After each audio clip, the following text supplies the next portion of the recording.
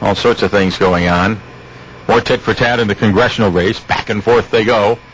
So we'll see how that all turns out in the end. What else is happening? It's a lot of back and forth. I noticed, one of the things I've noticed is, of course, I write a blog, as you know, and just try to write about certain political things. That Blankenbush-McGrath thing in the 122nd Assembly District, that generates a tremendous number of comments in the blogosphere.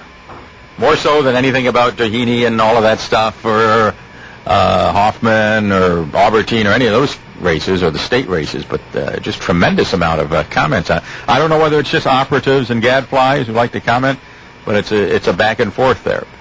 And the way it stands right now is that McGrath is off the ballot by court order. His petitions were disqualified by a judge who ruled, not that they were insufficient in signatures, but it was a matter of form, as they say in the legal business. Under the part where it says office sought, he wrote New York State Assembly, 122nd District. Now, you could, I think that's fairly clear what it is, but technically as a wordsmith, as a, you'd have to say member of New York State Assembly, because that's it's not the geographical designation, it's the actual person. Anyway, that's the court ruling. And he's going to appeal that at the Appellate Division of State Supreme Court, and we'll see what happens. It may be reversed, it may not be. But really, I mean, when you get down to it and you look at that race, that was turning into one of the testier races here, because it was drawn 10 years ago to be a safe Republican district. Then when Dede Scozzafava steps aside, all of a sudden this McGrath guy comes in and running against Ken Blankenbush, the Jefferson County Legislature chair. And from his viewpoint, Blankenbush did the right thing. If he can get that guy off the ballot and win the race that way, saves a lot of money for the party. They can concentrate on other races, and it advances the Republican agenda in the state legislature. And some people say it's a technicality. In some ways it is, but that's what life is, are technicalities. Fine print, all of that stuff. And it's up to the courts who'll make the final determination. But I guess you can't blame them for doing it. You take your shot, and if you get them off, then you don't have to run, and it's a freebie then. Of course, if he gets back on the ballot through the appellate division, I don't know. Then I don't think anybody will remember the petition fight, because that's inside baseball anyway. Good afternoon, Hotline. On that last point about McGrath's petition, I think it's very interesting that if anyone goes to the New York State documents when they look at the New York State nomination petition and read the rules, I think, I hope the judge or the panel or whoever's going to look at it will be reasonable, because I think any reasonable person knows if you have a nominating position as the New York State Assembly, it's pretty logical that you're not going down there as a clerk typist or a custodian of the records. You're going as nominating positions or for people to elected office, not appointed office, not any other kind of office, not any other kind of position. It's for an elected. Right, it is clear, but it's one of those things that lawyers hang their hats on, and I think this is some dirty tricks and some dirty pool, and it's somebody just taking advantage of a little.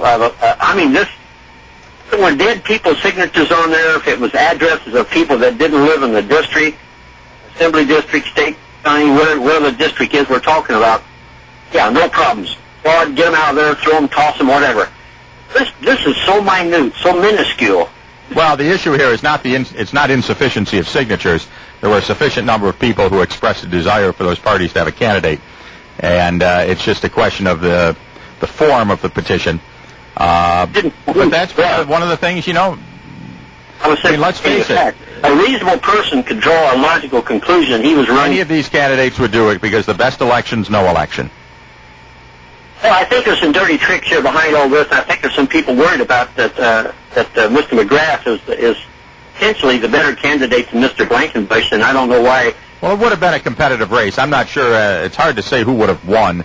There's a lot of cattiness on the blogs and all of that stuff back and forth about, well, how come so you didn't get an out-of-party authorization? He did petition. Some of these candidates who went out and did petitions without having an authorization lined up ahead of time were probably naive.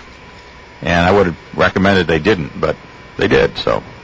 Well, I hope somehow he gets on the ballot and stays on the ballot, and I hope after this little scandal all blows away, I hope in fact that he actually wins based upon the fact that people say that this was a dirty deal. Let's give the man a chance. Well, I don't think people will pay much attention to it once this is very much inside baseball. The number of people concerned or following this, you could fit into the Fort Pearl with plenty of room to spare. So, I mean, it isn't like it's that big a deal to most people. Well, I mean, but I understand what you're saying. It's a big deal in the end run because you're talking about having somebody in elected government go to Albany and try to make a difference, so no matter who that person is. So it is a big deal. They're not paying attention to it now, but in the grand sum, it does make a difference. Yeah. Now, that's my view. Okay, well, thanks, Dan. You know, really, in the Assembly, whether there's 106 Democrats or 109 Democrats, what's it matter? It's still only 150 in the body, and it's still lopsided. So one can make the argument you don't need any more of them. I would say it was... I knew you were supposed to put member of because I've been kicking around and I've seen those type of objections before. And you always worry in that business, politics, if the other side has sufficient legal muscle and they draw a good judge who's very thankful for the fact that the party put him on the bench for 14 years and wants to show his gratitude. You know, unless you have the money to fight back. In this case, you know, McGrath's going to go to the appellate division, but that doesn't come free, and they all know that. And justice doesn't come free. Whether he gets justice or what he thinks is justice or not, I don't know. But he had to go. You know, you have to go out and hire an election law attorney, somebody who's in the club, somebody who knows how to make the succinct arguments. Those are probably $800 an hour, $800 an hour for somebody out of the city. Drags it out for 2 or 3 weeks, creates a lot of uncertainty, creates the impression that he did something wrong. There's a lot of good benefits that come out of this politically for a Blankenbush, even if he ends up back on the ballot.